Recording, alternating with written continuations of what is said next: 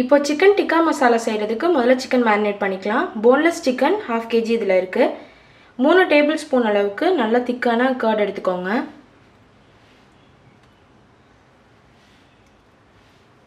நான் இப்போ சிக்கன் தை தான் யூஸ் பண்ணியிருக்கேன். போன்லெஸ்ஸில் எப்போயுமே பிரெஸ்ட்டு வந்து கொஞ்சம் ஈஸியாக ட்ரை ஆகிடும். இது நல்லா ஜூஸியாக இருக்கும். அதனால் மோஸ்ட்லி வந்து போன்லெஸ் யூஸ் பண்ணும்போது தை மீட் வந்து யூஸ் பண்ண ட்ரை பண்ணுங்கள்.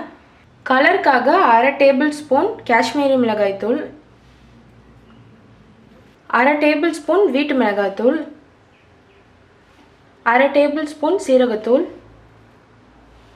1/2 டேபிள் ஸ்பூன் தனியா பவுடர், மஞ்சத்தூள் 1/2 டீஸ்பூன், இஞ்சி பூண்டு பேஸ்ட் 1 டேபிள் ஸ்பூன். நம்ம அதுக்கப்புறம் மசாலாவுக்கும் உப்பு ஆட் பண்ணுவோம். அதனால் உப்பு பார்த்து ஆட் பண்ணிக்கோங்க. இப்போ இதெல்லாம் நல்லா மிக்ஸ் பண்ணிவிட்டு நீங்கள் ஓவர் நைட் ஊற வச்சிங்கன்னா சூப்பராக இருக்கும்.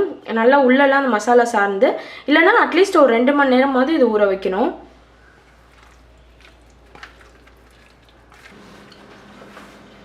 இப்போ ஒரு பாத்திரத்தில் 6 பூண்டு பல், நறுக்குன வெங்காயம் 2, தக்காளி சின்னதாக இருந்ததுன்னா 2, என்கிட்ட இருக்குது ரொம்ப பெருசாக இருக்கிறதுனால நான் ஒரே ஒரு தக்காளி மட்டும் ஆட் பண்ணிக்கிறேன். பிரிஞ்சி இலை 1, ஒரு சின்ன துண்டு பட்டை, 2 கிராம்பு, 2 ஏலக்காய் ஆட் பண்ணிக்கோங்க. ஒரு 5-6 முந்திரி பருப்பு.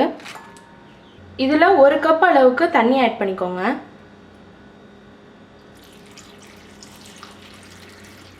இப்போ மீடியம் ஹீட்டில் இது ஒரு 10 நிமிஷம் கொதிக்கட்டும். இப்போ இது நல்லா கொதிச்சிருச்சு. ஸ்டவ்வை ஆஃப் பண்ணிடலாம். ஸ்டவ்வை ஆஃப் பண்ணிவிட்டு இது நல்லா ஆறுனதுக்கப்புறம் மிக்ஸி ஜாரில் அரைச்சிட்டு நல்லா வடிகட்டி எடுத்துக்கோங்க. இதை இப்போ சிக்கன் டிக்கா செய்கிறதுக்கு நான் ஒரு கிரில் பேன் வந்து ஹீட் பண்ணியிருக்கேன். நீங்கள் நார்மல் நான்ஸ்டிக் பேன்லேயும் வந்து இதை செஞ்சுக்கலாம். ஒரு 2 டேபிள் ஸ்பூன் அளவுக்கு ஆயில் ஆட் பண்ணிக்கோங்க. எண்ணெய் சூடானதுக்கப்புறம் மேரினேட் பண்ணி வச்சுருக்க சிக்கன் வந்து இதில் ஆட் பண்ணிக்கோங்க.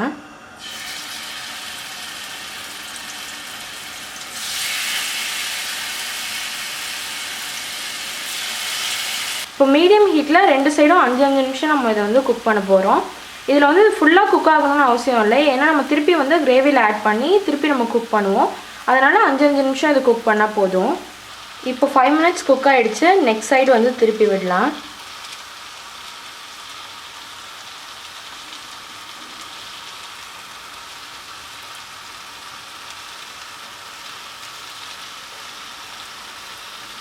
இப்போ இந்த சைடும் 5 மினிட்ஸ் குக் பண்ணியாச்சு. இதை அப்படியே எடுத்து சைடில் வச்சுக்கோங்க. இப்போ நம்ம கிரேவி செய்ய ஆரம்பிக்கலாம். இப்போ ஒரு பேனில் 2 டேபிள் ஸ்பூன் ஆயில் ஆட் பண்ணிக்கோங்க.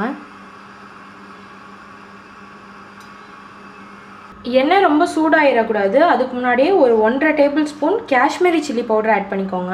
அதுதான் வந்து காரம் ரொம்ப இருக்காது, ஆனால் கலர் வந்து ரொம்ப அழகாக இருக்கும் பார்க்குறதுக்கு. இதை லைட்டாக மிக்ஸ் பண்ணிவிட்டு நம்ம அரைச்சி வச்சுருக்க அந்த கிரேவியை வந்து ஆட் பண்ணிக்கோங்க. இல்லைனா வந்து மிளகாத்தூளோட கலர் மாறிடும்.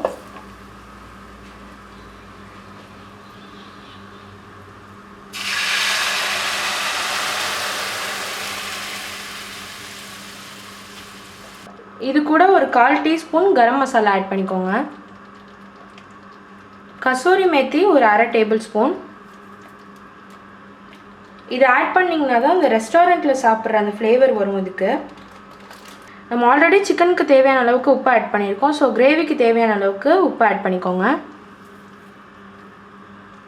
ஆட் பண்ணிவிட்டு இதெல்லாம் நல்லா மிக்ஸ் பண்ணி விட்டுக்கோங்க. உங்களுக்கு கலர் வேணும்னா நீங்கள் ஆட் பண்ணிக்கலாம். நம்ம ஏற்கனவே காஷ்மீரி சில்லி பவுடர் ஆட் பண்ணியிருக்கிறதுனால கிரேவியோட கலருமே நல்லாயிருக்கும். ஸோ உங்களுக்கு தேவைன்னா நீங்கள் ஆட் பண்ணிக்கலாம். நான் இதில் வந்து நம்ம பாயில் பண்ண யூஸ் பண்ண தண்ணியும் இதில் ஆட் பண்ணியிருக்கேன். இப்போ பேன் க்ளோஸ் பண்ணிவிட்டு ஒரு 15லேருந்து 20 நிமிஷம் மீடியம் ஹீட்டில் இது நல்லா வந்து கொதிக்கட்டும். இப்போ 20 நிமிஷம் கொதிச்சிருச்சு. நம்ம சிக்கன் ஆட் பண்ணலாம்.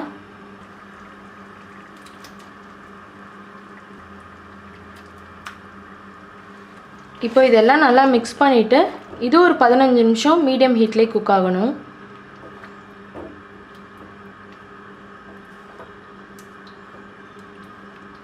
இப்போ 15 மினிட்ஸ் இது குக் ஆகிடுச்சு. சிக்கன் டிக்கா மசாலா ரெடி ஆகிடுச்சு. ஸ்டவ் ஆஃப் பண்ணிடலாம்.